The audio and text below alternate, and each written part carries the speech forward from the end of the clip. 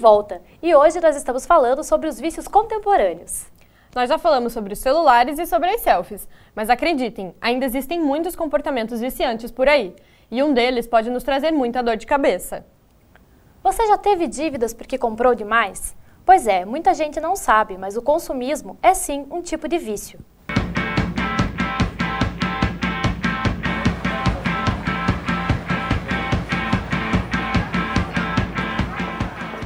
Adoro comprar. Essa é a minha, nossa, palavra-chave da minha vida é comprar. Gosto muito, bastante. Consumo quase todos os dias. Antes eu era bem mais consumista, mas hoje eu tenho mais um pouco de controle. Antes eu consumia as coisas que nem precisava, eu comprava pelo simples prazer de comprar, mas hoje eu sou um pouco mais controlada. Quando o indivíduo está envolvido nessa situação, ele primeiro caracteriza-se por uma situação de ansiedade, né? Então há uma ansiedade do indivíduo em relação às suas necessidades. A gente considera que as necessidades básicas, quando atingidas pelo indivíduo, dá a ele uma estabilidade. Porém, à medida que o indivíduo cria situações em que a ansiedade aparece na sua vida por contextos, pressões diversas, muitas vezes o consumo, né, se torna uma alternativa para ele, né? Então, a primeira característica que a gente observa é uma ansiedade no indivíduo. Às vezes eu estou na loja, eu entro em loja e eu não sei nem o que eu queria dentro daquela loja, mas eu fico pensando, aí eu começo a andar. E eu vou achando as coisas que eu quero e vou pegando, entendeu? É triste isso. O indivíduo, muitas vezes, na dependência de uma droga, ele faz coisas em que ele não para pensar no reflexo que aquilo vem a ter na sua vida propriamente dito. E no consumo acontece a mesma coisa, então o indivíduo passa a agir de modo desenfreado para uma necessidade que não é efetivamente uma necessidade, pois ele pensa que a partir desse consumo ele consegue ter estabilidade afetiva, emocional e reconhecimento. Uma coisa que marcou muito, assim, uma vez eu estava bem chateada, eu saí do meu trabalho, depois passei numa loja de prata com meu cartão de crédito e comprei uma corrente, um anel, várias coisas, e depois eu não consegui pagar, e daí veio os juros, e daí eu tive que parcelar o cartão de crédito em 5 vezes. Uma coisa desnecessária, por causa de uma compra que não tinha necessidade, não era prioridade, era só porque eu queria comprar. O quadro de endividamento do Brasil é bastante assustador. Cerca de 80% da massa assalariada está endividada. E nós não podemos também confundir endividamento com inadimplência. Inadimplência é aquela dívida que não foi paga de acordo com o contrato. E endividamento é, enfim, um processo de comprometimento da renda que está sendo paga de acordo com os contratos firmados. O grande risco para a população brasileira da questão do endividamento é que as pessoas se endividam com compras de itens supérfluos. Adoro entrar naquelas lojinhas assim, tipo de 199, sabe? Aquelas coisinhas miúdas assim que você nem sabe para que serve. Mas eu acho que é tão útil aquilo, para alguma coisa vai servir. Essa situação de se endividar de forma inadvertida causa problemas sérios com as pessoas em todos os níveis, no seu ambiente de trabalho, na sua relação com os amigos, na sua relação com os familiares. E as pessoas pensam muito em ter as coisas e nem sempre o ter, no sentido material, traz a sensação de bem-estar ou de felicidade que as pessoas esperam. No tempo que passou, que eu sempre tive bons empregos e se eu tivesse me controlado eu poderia ter um carro, várias coisas. E eu não tenho nada, ainda não terminei minha faculdade. Isso é um pouco do reflexo de tantas dívidas que eu fiz no passado. Hoje eu consigo ver o que é prioridade e o que é só simplesmente um desejo de ter algo. O videogame virou febre e deixa muita gente sem vontade de sair de casa. Você conhece alguém que troca tudo por um game novo? Então preste atenção na reportagem, pois este comportamento também pode ser um vício.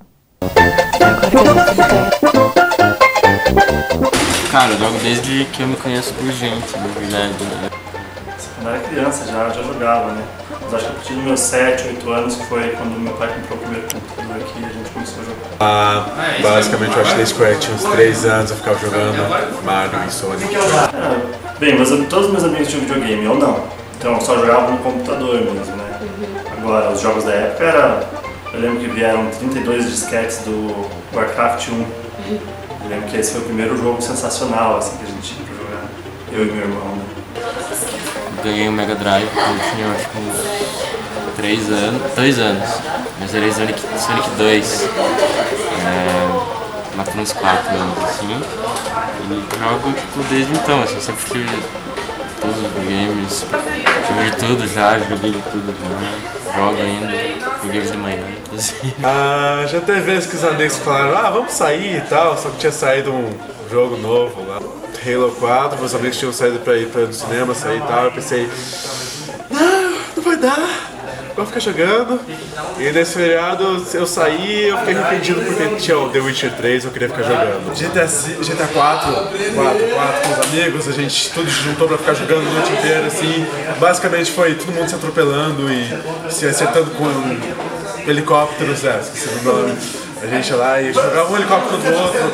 Era bem retardado, mas raios era legal. Eu tinha uns 13 ou 14 anos. E meus pais viajaram, ficaram uma semana fora, eu fiquei sozinho em casa. Meus amigos foram lá em casa, a gente fez uma rede lá pra jogar e um amigo levou o PlayStation 2 dele, que era super lançamento na época.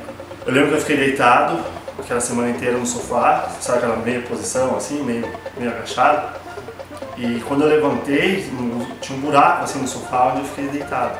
Durante aquela semana eu não tomei banho. Eu comia miojo de micro-ondas, assim, que a gente esquentava 5 minutos, deixava no micro-ondas fazendo, né? Uma vez tem um jogo chamado SimCity, que é de administrar cidades, sim. E eu tava sem grana nenhuma na época que saiu. Quando eu tava querendo, eu tava tipo doidão, assim, jogando com os amigos.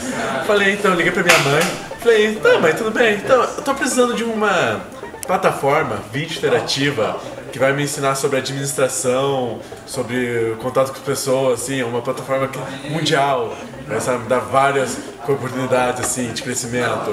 Só que custa R$99, mãe, tudo bem? E aí ela falou, ok, tudo bem. Mãe, é um jogo, tá? Tchau. No final da semana, umas amigas foram lá em casa. E, cara, que saco, eu ia jogar, não queria que as meninas estivessem lá. Eu lembro que eu tirei a meia e ficava chantageando elas, toma uma semana sem tomar banho, sai daqui, né? Esfregava a meia delas pra elas saírem. Mas foi uma coisa assim, que eu não me orgulho, mas que aconteceu, né?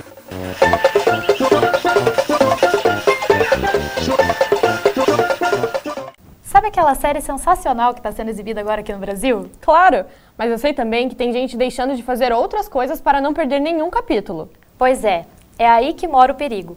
E o vício começa a aparecer. Nos episódios anteriores. Há mais de um século eu vivo em segredo, até agora. Buscar mesmo, sim, foi uma coisa meio... Desde pequena que eu vejo série, passa na TV, eu vejo, daí quando eu cresci, passou uma série assim que motivou, né, foi The Vampire Diaries, que passou na TV e não continuou a segunda temporada e eu, não, quero ver isso, né, vou ver. E aí eu busquei na internet, aí depois disso eu comecei a ver outras séries. Assisti, depois começou a passar Supernatural no horário mais acessível, tipo 9 horas, e daí eu gostei da série e comecei a procurar. Caminho até O vício normalmente caracteriza uma relação muito solitária também, né? Com aquilo que a pessoa tem como vício, né? O seriado. Normalmente a pessoa assiste sozinha, é um comportamento que a pessoa exerce mas quando está sozinha, assim, né? Teve um dia que eu assisti a temporada do Supernatural inteira em um dia. Eu assisti de Pretty Little Liars em 1 dia e meio. Comecei 2 horas depois que eu cheguei da faculdade e fui até 2 horas da manhã. E no outro dia comecei cedo. É uma compulsão o vício, né? Porque é uma coisa que foge do controle da pessoa, fica muito evidente em muitos casos, na maioria dos casos eu acho, que é uma relação de necessidade imediata. São situações para suprir uma necessidade. Minha mãe e meu pai nem tanto, mas as minhas irmãs, elas falam que eu sou viciada, que eu sou excluída porque às vezes elas querem conversar e eu quero assistir, eu não gosto que fique falando comigo quando eu estou assistindo. Que quando a gente consegue identificar na pessoa que aquela relação passou por uma situação, por um vício, por um nível de dependência, é quando existe essa sensação de compulsão, dessa urgência, desse imediatismo, de quando você abre mão de outras coisas para poder se encontrar com aquilo, seja com o seriado, com o álcool. Às vezes tem um trabalho da faculdade para fazer, você pensa, putz, vou ver só esse episódio, eu faço trabalho. Aí eu não faço. Isso já aconteceu várias vezes. Eu consigo fazer os exercícios assistindo. Então eu faço 2 exercícios, pego o jeito, eu ligo ali e fica aqui, ó.